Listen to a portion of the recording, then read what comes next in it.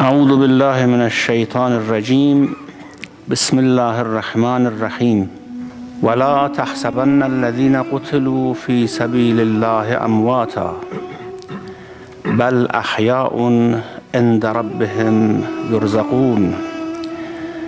Do not think those who are killed in the way of Allah are dead. They are alive and are provided for before their Lord. والذين قتلوا في سبيل الله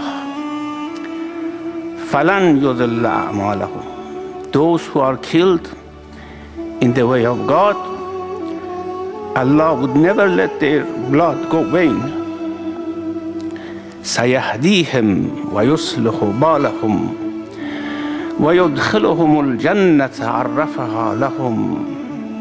He will make them enter a garden which He has especially scented for them. What did Hussein teach us? What did he tell us? Who in the past nations can we find similar to Hussein? I say many. John the Baptist, who came and told to the Jews that your mechanical prayers is of no use. You need soul, you need the spirit. He revived the souls. It is said that when Imam Hussein was traveling from Mecca to Kufa, at every hilltop, and whenever he landed, and whenever he righted, he remembered John, the Baptist, and asked rahmah and mercy for him. Because his mission was the same mission, to tell the people that Islam is not about power, is not about glory, is not about mechanical worship. It is about God. He was just like Jesus, who came to the Jews as Messiah. They thought He will come with a sword to bring them power and make them the masters of the world. But when He came, He told them, I do not bring the kingdom of man, I bring the kingdom of God. And kingdom of God is different from the kingdom of man. Hussein taught us that Islam has nothing to do with the dynasties who ruled in the name of Islam. Has nothing to do with Umayyads or Abbasids or Ottomans or Safavids. Islam is something which sprouts in the heart. It gives life to the souls. And through His lessons, we have learned how to practice Islam. We have learned that Islam is not about power. It's about love, sacrifice, and about spirit of faith rather than mechanical practicing of it.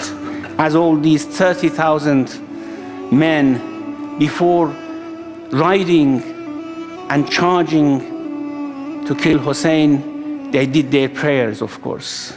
And they all were reading the book of God. Why reading the book of God did not avail them? Why didn't they understand anything of this book? Because they were soulless. There was no soul. If there's no soul, no worship, no prayer, nothing would benefit. So let's never think after Hussein. Let us never think about Islam as glorious civilization. It's not. Glorious civilization everyone can build. Kingdom of man everyone can create.